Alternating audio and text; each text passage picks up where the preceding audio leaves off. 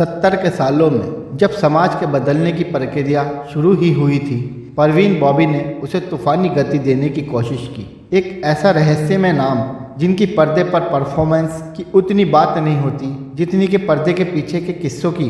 दरअसल वो थी ही ऐसी। वो महफिलों में ही नहीं, आम जिंदगी में भी कम कपड़ों में नजर आती थी। सिगरेट और शराब पीती थी, यानी वो हर काम करती थी जिसे मर्द किया करते थे। वो कई लोगों के साथ लिव इन रिलेशन में रही, जिसे उन्होंने कभी नहीं छुपाया। वो वक्त को पीछे छोड़कर आगे निकल गई।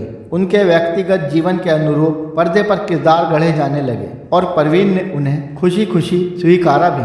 गुजरात के जूनागढ़ में 4 अप्रैल 1949 को जन्मी परवीन एक मुस्लिम परिवार से थी। उनके पिता का नाम था वली मोहम्मद खान बॉबी, जिनका साया तब उठ गया था जब वो 10 साल की थी। वो खूबसूरत थी।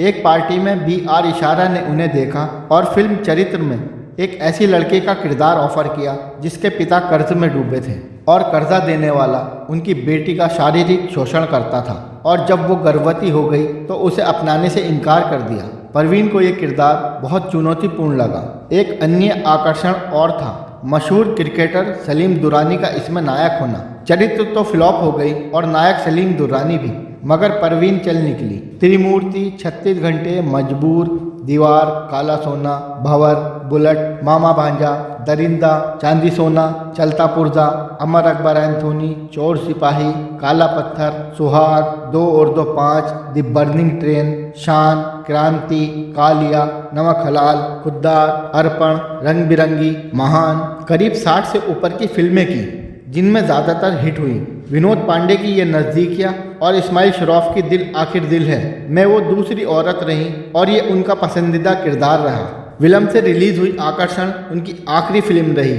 जयप्रकाश की फिल्म अर्पण में वो एक सीधी सादी घरेलू महिला के रूप में दिखी, जो उनके ग्लैमरस कैरियर और व्यक्तिगत जीवन की बिंदास छवि से एकदम विपरीत किरदार रहा। किंतु उनके इस किरदार की चर्चा ज़्यादा नहीं हुई, बल्कि मनोज कुमार की क्रांति का वो बॉल डांस चर्चित रहा। मारा ठुमका बदल गई चाल मितवा। बेचारी गायिका हेमा मालिनी का रेन डांस भी फीका पड़ गया। जिंदगी की ना टूटे लड़ी। इसके अलावा भी रात बाकी बात बाकी, नमक हलाल, प्यार करने वाले जीते हैं शान से, शान जैसे आइटम सॉन्ग में उन्हें बहुत पसंद किया गया। ये सुनहरी दुनिया है ही ऐसी, यहाँ चमक के खरीदार ज़्यादा हैं। अपने दौर में परवीन का जलवा इतना ज़बरदस्त था कि उनकी समकालीन जीनत अमान, राखी, रीना रॉय, रेखा, हेमा मालिनी पीछे रह गईं, और तहलका तो तब मचा जब अमेरिका की टाइम मैगजीन के कवर पर उन्हें उनकी खूबसूरती के कारण जगह मिली। बॉलीवुड की तमाम हीरोइनें जल भुनकर राख हो गईं। भारतीय फिल्मी पत्रिकाओं के पेज पर तो वो बावजूद इसके कि वो खूबसूरत होने के साथ साथ टैलेंटेड भी थी, मगर उनकी ट्रेजेडी यह रही कि उन्हें उनके टैलेंट को एक्सपोज करती कोई फिल्म नहीं मिली जिसके लिए उन्हें याद रखा जाए। जैसा कि बताया जा चुका है, परवीन दूसरे कारणों से अधिक चर्चा में रही। पहले डैनी डेंजोगप्पा के साथ कई साल खुलेआम लिव इन में रही, फिर दोनों आपसी रजामंदी से अलग हो गए। डैनी ने एक इंटरव्यू में बताया था, मगर परवीन ने पीछा नहीं छोड़ा। वो यदा कदा मेरे घर आ धमकती थी, इससे मेरी गर्लफ्रेंड किम को बहुत आपत्ति रही। फिर कबीर बेदी के साथ रहने लगी, लेकिन कबीर बेदी को विदेश में कैरियर बनाना था। कबीर की जिंदगी में परवीन की कोई जंग थी ही नहीं। परवीन ने खुशी खुशी उन्हें जाने दिया। अमिताभ बच्चन से भी उनकी नज़दीकियों के बहुत चर्चे रहे। अमिताभ ने उनके साथ 8 फिल्में की थी जो अधिकतर हिट रहीं। पब्लिक भी उनकी जोड़ी को बहुत पसंद करती रही। फिर महेश भट्ट आए, जिन्होंने उनके लिए अपनी पत्नी और बेटी को भी छोड़ दिया, लेकिन बहुत जल्दी महेश को समझ आ गया कि वो आग से खेल रहे हैं। परवीन अजीबोगरीब हरकतें करने लगी, वो वापस चले गए। सुना गया था कि एक बार परवीन अर्धनंग अवस्था में सड़क पर दौड़ने लगी थी, तब महेश भट्ट ने ही उन्हें बड़ी मुश्किल से काबू में किया था। टॉप मनोचिकित्सक को दिखाया, जिसने बताया कि परवीन पैरानॉइड स्किज़ोफ्रेनिया नाम की बीमारी से पीड़ित हैं, और ये बीमारी हालात के कारण है और जेनेटिक भी हो सकती है। परवीन को हमेशा लगता था कि वे असुरक्षित हैं, कोई उन्हें मारना चाहता है। बाद में महेश भट्ट ने इस अनुभव पर अवार्ड विनिंग फिल्म अर्थ बनाई थी, जो सन 1982 में रिलीज हुई थी।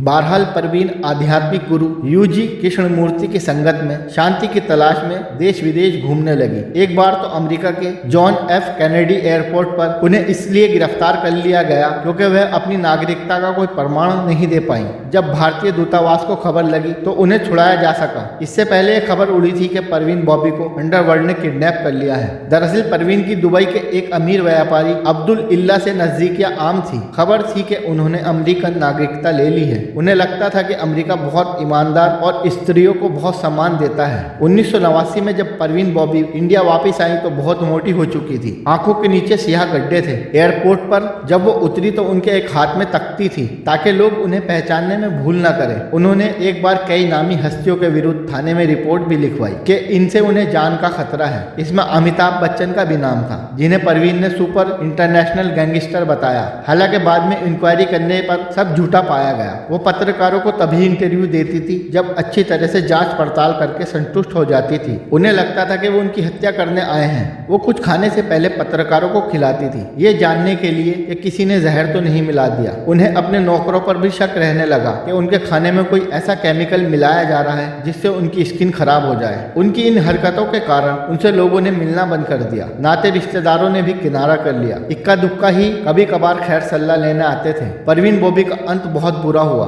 एक दिन उनके एक पड़ोसी ने पुलिस को खबर दी कि परवीन का दरवाजा पिछले 2 रोज से बंद है, दूध के पैकेट और अखबार बाहर रखे हैं। जब दरवाजा तोड़ा गया तो परवीन बॉबी मृत पाई गई। पोस्टमार्टम से पता चला कि करीब 2 दिन पहले मृत्यु हुई थी। इस तरह उनकी मृत्यु की तिथि 20 जनवरी 2005 तय की गई। पैरानॉइड इसके जो फिरोना से वो पीड़ित थी ही, उन्हें पुरानी डायबिटीज भी थी जिसके कारण उनके एक पैर पर गॉग्रीन हो गया था। बहुत कष्ट में रहती थी।